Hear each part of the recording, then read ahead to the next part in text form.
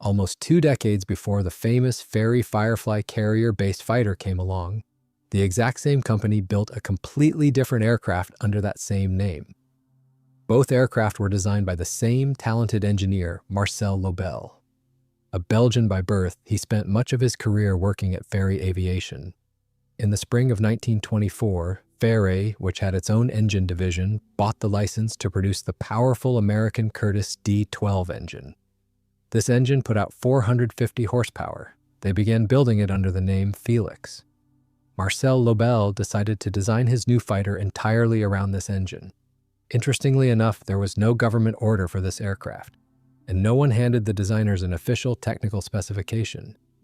This was strictly a private venture by the company. Only after persistent lobbying from the company did the British Air Ministry outline some very basic guidelines for the future fighter. It had to be a single-seat aircraft. It needed to be armed with twin 303 machine guns carrying 1,200 rounds of ammo, and it needed to carry enough fuel for exactly 2 hours of flight. At the same time, the ministry shared the basic specs of competing fighters being developed in parallel. These included the Gloucester Gorecock, powered by a Napier Lion 4 engine, and the Hawker Hornbill, powered by a Rolls-Royce Condor 4. As a result, Lobelle designed a fairly compact, mixed-construction biplane. Wood still served as the primary structural material. On November 9, 1925, this aircraft took to the air for the very first time from the factory airfield at Northolt. Experienced test pilot Norman Macmillan was at the controls. The factory flight tests were relatively brief, wrapping up successfully by early December. Shortly after that, the new fighter was handed over to the military for evaluation. Royal Air Force representatives thoroughly evaluated the aircraft both on the ground and in the air. They specifically noted the excellent cockpit visibility. This visibility was significantly better than what the competition was offering at the time. However, there was one major issue. The British military really did not want to rely on an engine of foreign origin. Plus, they felt the Felix engine simply did not provide enough power for a fighter of that weight. Marcel Lobelle was offered an alternative. He could try swapping in an experimental Rolls-Royce engine, known at the time as the F-10. This engine would later become world famous as the Kestrel. That extra power would seriously boost the top speed. It would also push the service ceiling up to the altitudes the military actually required. In 1927, an updated version of the Firefly hit the drawing board. It featured the F-11 engine, an upgraded version of the previous power plant now fitted with a reduction gear. The Air Ministry, however, turned the proposal down. Even so, the management of the company decided to press ahead. They chose to build a prototype using their own funds. Right around this time, the government issued new requirements for a completely different kind of interceptor. It needed to have a blistering rate of climb and excellent high-altitude performance. These new specs marked a fundamental shift in the entire concept of how fighters would be utilized in an air defense network. Previously, doctrine dictated that enemy aircraft would be intercepted by fighters flying standing patrols for hours on end. This meant carrying a massive fuel load. But now, the strategy had completely flipped. The new approach saved a ton of weight by cutting back on fuel. But it demanded that the fighter be able to scramble from the airfield instantly and climb at lightning speed. And it was exactly to these modern requirements that the engineers began adapting their new fighter design. Naturally, the new variant was designated the Firefly 2. Meanwhile, the first version with the Felix engine became known as the Firefly 1. This upgraded aircraft was radically different from its predecessor. Powered by a brand new 480 horsepower Kestrel engine, the nose took on a completely new, incredibly sleek and aerodynamic profile. The airframe was also heavily redesigned. The aircraft was now primarily metal, replacing the earlier wooden construction. The traditional V-shaped interplane struts were swapped out for stronger N-shaped struts. These were enclosed in wide fairings. The rear of the cockpit was enlarged and reshaped for better aerodynamics. The tail section was also completely redesigned. The revamped Firefly 2 made its first flight in February 1929 at the Northolt airfield. Norman Macmillan was once again at the controls. It is worth pointing out that the initial Air Ministry specifications strictly demanded air-cooled engines. This was exactly what the military preferred. Because of this, the Firefly, with its liquid-cooled engine, was not even allowed to compete at first. It was only after the military relaxed its rules in 1928, under heavy pressure from the aviation industry, that Fairey was officially able to enter the competition for the coveted contract. The competitive trials kicked off in 1929 at Martlesham Heath. Unfortunately for the team behind the Firefly, luck was not on their side. Another fighter won the intense competition. This was the legendary Hawker Fury, which ultimately went into full-scale production. But chief designer Marcel Lobelle was not about to stop there. The Firefly underwent serious changes once again. This time, the structure was converted to an all-metal design to increase strength and reliability. This new version of the fighter was designated the Firefly 2M. The aircraft also received a visual update.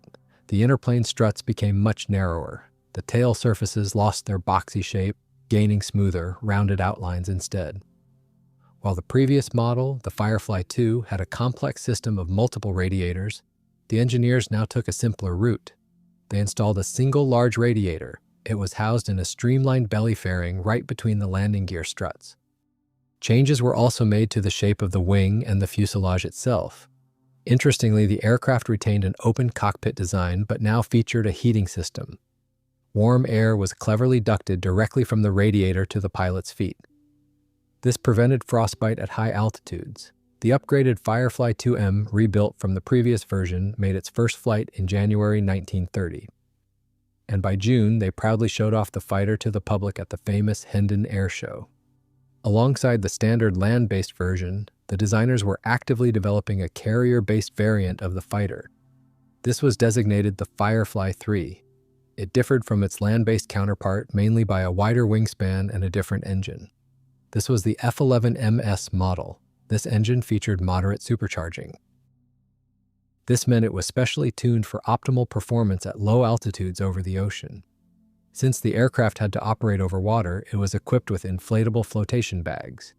They also added wheel brakes and racks for 4 bombs weighing 20 pounds each. The airframe itself was significantly reinforced to withstand the extreme G-forces of a catapult launch from an aircraft carrier. The Firefly 3 took to the skies for the first time in May 1929.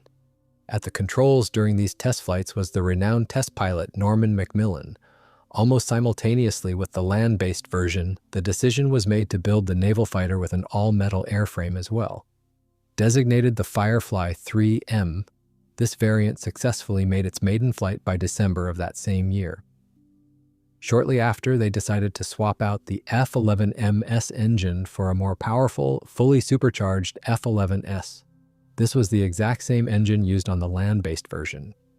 In the spring of 1930, the Firefly 3M was sent to the main testing center for its official trials.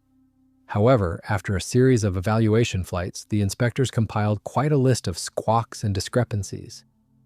This meant the aircraft had to be sent right back to the factory for rework. By April, after some quick troubleshooting and modifications, the fighter arrived back at Martlesham Heath. After successfully wrapping up its land-based testing, the aircraft was finally sent out for sea trials. This was its true element. The British aircraft carrier HMS Furious hosted not only the Firefly 3M on its deck, but also its direct competitors for the government contract. These included aircraft like the Armstrong Whitworth Starling, the Hawker Hornet, and the Vickers 177. You might think the stage was set for a triumph, but even in the role of a carrier-based fighter, the Firefly fell short. In this fierce competition, victory went to the Hawker Norn. It later entered full-scale production under the famous name Nimrod. But the story of this long-suffering prototype did not end there. In March 1931, the Firefly 3M prototype was taken off its wheeled landing gear and mounted on massive floats. In this configuration, the aircraft spent the summer undergoing testing at the seaplane base at Felixstowe. By the fall, this float plane variant was heavily used by the RAF high-speed flight. They were right in the middle of gearing up for the prestigious Schneider Trophy. This was the legendary high-speed seaplane race. To be fair, the aircraft only played a modest role there. It served primarily as a backup and trainer. In 1932, the aircraft underwent another transformation. It was put back on its standard landing gear, but this time the wheels were fitted with stylish teardrop wheel pants to reduce drag. In this updated configuration, the fighter made its final public appearance in May. Unfortunately, this was exactly where the long and complicated evolution of the Mark III came to an unceremonious end. However, all the hard work the engineers had poured into creating and refining the Firefly did not go to waste. During that very same airshow at Hendon, the aircraft unexpectedly caught the eye of a military delegation from Belgium. Representatives from Fairey were immediately invited to enter their design into an official competition for the Belgian Air Force. In July 1930, the British fighter arrived at the Avere aerodrome to participate in a grueling fly-off. The competition was incredibly tough. Fighting for the contract were the Czechoslovakian Avia BH-33 and the elegant French Dewoitine D-27. The flight test program was highly demanding. It even included dangerous maneuvers like a sustained vertical dive. But what ultimately secured the win for Fairey was a highly unusual demonstration tactic. Incredibly quickly, in just a few sessions, the British test pilots checked out 16 regular Belgian frontline pilots. They then let them solo the new fighter. This brilliant move perfectly showcased the aircraft's main advantage. It was incredibly forgiving and easy to fly. The Belgian military was thoroughly impressed. By the end of the summer of 1930, the government placed its first official order for 25 Fireflies. On top of that, the final contract even included an agreement for licensed, full-scale production of the aircraft locally in Belgium. To make this ambitious project a reality, a subsidiary called Avians Fairey was established. Construction of a large aircraft plant in Gosselies quickly began. This facility was meant to assemble not only the Firefly fighters, but also the Fox reconnaissance bombers. These had already completed their flight trials and been adopted by the Belgian Air Force. The first batch of Firefly 2M fighters was actually assembled in the UK. Fairey rolled out the first production airframes toward the end of June. The very next month, Belgian pilots ferried a few of these brand new aircraft back to Belgium.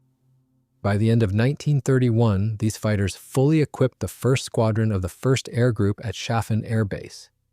Regular deliveries from the new plant in Gosselies started a bit later, in February 1932. This allowed the Belgians to equip 2 additional squadrons with Fireflies. Furthermore, the following year, they even set up a dedicated flight school for these fighters in Wevelgem. In total, 88 of these production fighters were built. In the summer of 1931, one of the Firefly 2M fighters was showcased in Romania.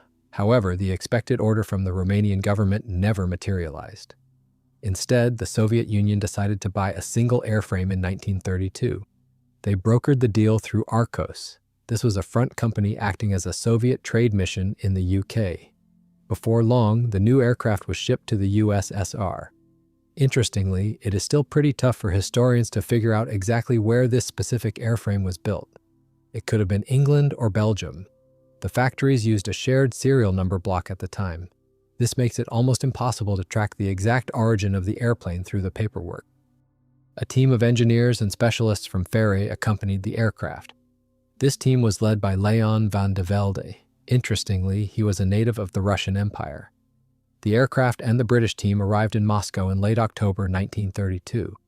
Final assembly and the initial acceptance flights were scheduled to take place at the Central Aerodrome. The British were less than impressed with this Moscow airfield. They described it in their reports as large but incredibly muddy and unkempt.